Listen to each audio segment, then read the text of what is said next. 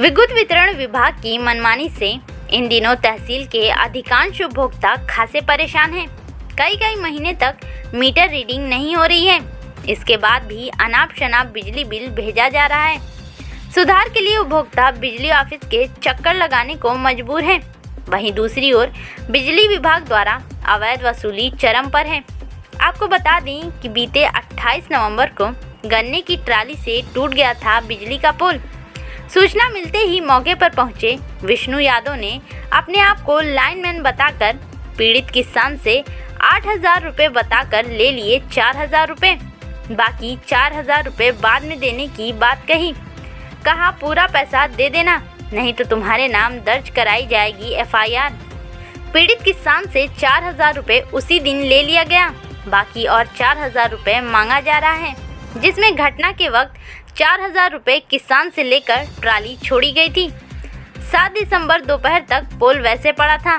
Lineman Dharmesh से बात की गई, जिस पर वह कुछ भी बोलने को तैयार नहीं हुए। आनन फानन में बीती देर रात सप्लाई चालू कराई गई। मामला सहबाजपुर फेलसंडा के बीच का बताया जा रहा है। आगे बताते चलें कि शहर हो या ग्रामीण, लोगों की एक जैसी शिकायत है। कई महीने बाद अचानक रीडिंग दिखाकर अनाप शनाप बिजली बिल भुगतान करने के लिए कहा जा रहा है, जो उपभोक्ताओं के समझ से परे है। बिजली बिल को देखकर उपभोक्ताओं का माथा ठनका हुआ है।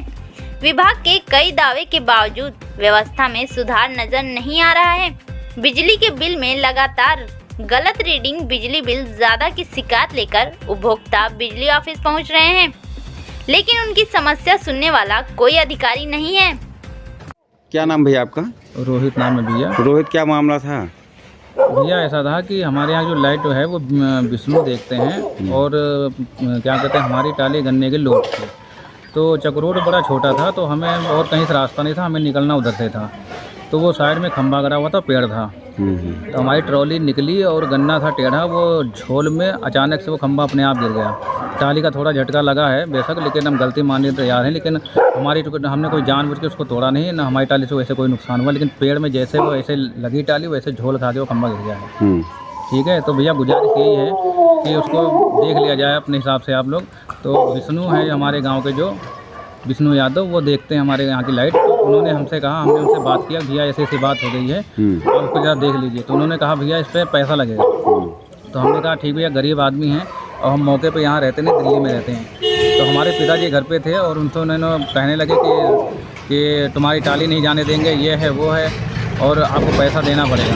तो हमारी गाड़ी की टाली जो है वो लोड करके शंकरगढ़ में खड़ी थी, रात भर खड़ी थी। रात में खड़ी थी, फिलहाल रात को गई है 11-12 बजे। तो कहने लगे, तो हमने इनको कहा भैया ऐसा है, टाली हमारी जाने दीजिए, और जो भी वहाँ पे लोग रोकने के लिए कह रहे हैं उनको आप बोल दीजिए टाली हमारी जाने दीजिए। और इन्होंने कहा कि पैसा लगेगा इतना, 8,000 रुपये मांग रहे थे वो। तो हमने इनको मौके पे 4,000 रुपये ऑनलाइन फ़ोन पे किया है, भेज दिया है। इन्होंने कहा कि ठीक है। तो हमने इनसे कहा जो पैसा होगा आप खंभा गड़वाइए, जो पैसा होगा हम आपको आने के बाद देंगे। हम वहाँ से 3-4 दिन बाद यहाँ गाँव आ गए हैं। तो यहाँ आके देखे तो वहाँ पर खंभा कोई गड़ा ही नहीं है। तो ये कल के शाम में हमारे पास आए थे खंभा पैसे मांगने के लिए। तो हमने इनको यही बोला कि भैया आप खंभा करवाइए। तो इन्होंने बोला पहले पैसे दीजिए। तो हमने कहा हम पैसे नहीं देंगे, आप पहले खंभा करवाइए।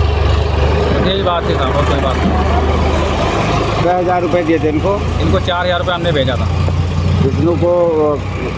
विष्णु यादव को हमने 4,000 रुपये फ़ोन पे किया है। अभी कितना मांग रहे हैं? ये 8,000 रुपये हमसे टोटल मांगे थे, हमने इनको 4,000 रुपये दिया है और कह रहे 4,000 रुपये मुझे और चाहिए।